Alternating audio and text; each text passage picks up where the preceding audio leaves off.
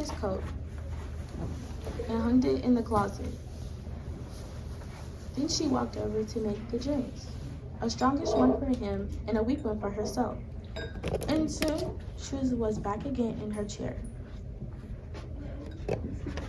with Tony in the opposite, holding the tall glass with both of his hands, rocking, so the eyes twinkled against the side.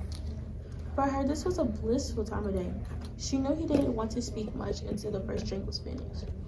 And she, on her side, was content to sit quietly, enjoying his company after the long hours alone in the house. She loved to luxuriate in the presence of this man, and to feel almost as a sunbath feels the sun.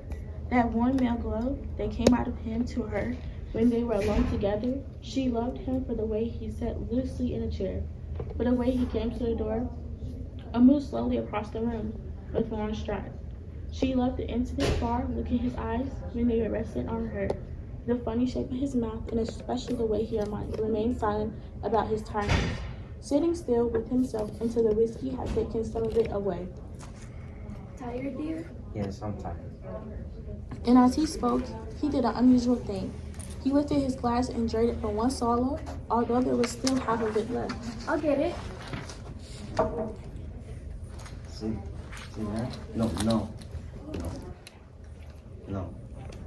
When he came back, she had noticed the new drink was dark amber with a quantity of whiskey in it. Darling, shall I get your slippers? No. She watched him as he began to sip the dark yellow drink, and she could see a little only sweets in the liquid because it was so strong. I think it's a shame, she said. That when a policeman gets to be a senior like you, they keep him walking on his speed all day. He didn't answer, so she bent her head again and went on with her sewing. But each time, he lifted the drinks to his lips. She heard the ice cube clicking against the side of his glass. Darling, would you like me to get you some cheese? No. If you're too tired to eat out, it's not too late. There's plenty of stuff in the freezer. I can cook it for you and you can eat it right here and not even move. Her eyes waited on him for an answer, a smile, a little nod, but he made no sign. I don't want it. But darling, you must eat. I'll fix it anyway and you can decide if you want to have it or not, as you like. She stood up and placed her sewing on the table by a lamp. Sit down. I need to tell you something. Just for a minute. That's what it is. He had now become absolutely motionless, as he kept his head down so that the light from the lamp beside him fell across the upper part of his face, leaving the chin and mouth in shadow. She noted a little muscle moving near the corner of his left eye.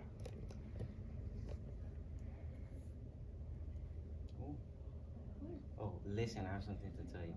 What is it, darling? What's wrong? This is going to be a bit shocking to you, I'm afraid. But I've thought about it. It's a good deal, and I've decided that the only thing to do is to tell you right away. I hope you won't blame me too much. Her first instinct was not to believe any of it, to reject it all. It occurred to her that perhaps he hadn't even spoken, and that she herself had imagined the whole thing. Maybe if she went about her business and acted as though she hadn't been listening, then later, when she sort of woke up again, she might find none of it had ever happened. So there it is, and I know it's kind of odd time to tell you, but there simply was any other way. Of course, I'll give you money and see you looked after, but there need really to be any fuss. I hope not anyway. It would be a very good job. When she walked across the room, she couldn't feel her feet touching the floor. She couldn't feel anything at all, except a slight nausea and a desire to switch to deep freeze. The hand inside the cabinet took hold of the first object it met. She lifted it out and looked at it. It was wrapped in paper, so she took off the paper and looked at it again.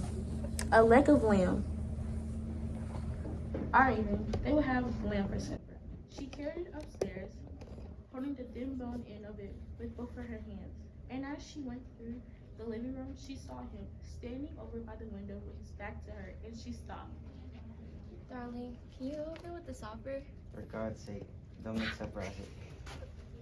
At that point, Mary simply walked up behind him And when that lady called, she swung the big frozen limb as high in the air and brought it down as hard as she could on the back of his head. So she might just What have I done? these 4 or 5 seconds, gently swinging, and then he crashed to the carpet. The violence of the crash, the noise, the small table overturning, helped bring her out of shock. She came out slowly, feeling cold with surprise, and she stood for a while, blinking at her body, still holding the ridiculous piece of meat tight with both hands. Hello, Sam. Hi. Can I have some potatoes and peas, please? Sure. How's everything with you, Miss Maloney? Oh, just fine. Patrick's tired, so I'm making a nice supper for him. Thank you. You're welcome. A few minutes later, she got up and went to the phone. She knew the number of the police station, and when the man at the other end answered, she cried to him, "Quick! Help! Come quick! Patrick's dead. Who's speaking?"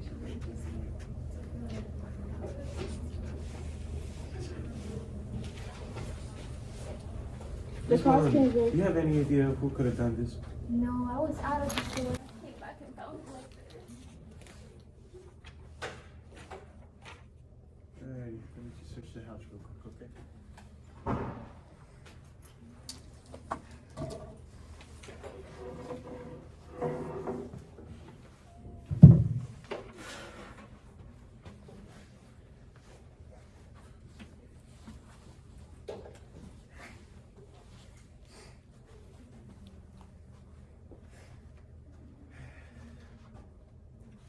You can't find a murder weapon anywhere.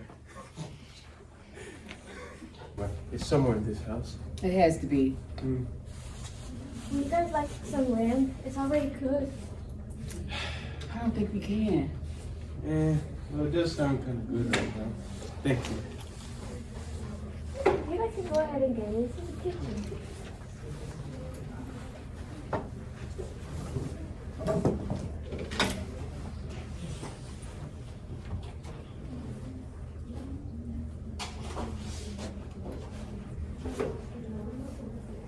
This sure looks good. It does. Are you sure we should be doing this, man? I mean, Patrick just died. I don't know. Well, I guess. If she insists. At least. Thank you.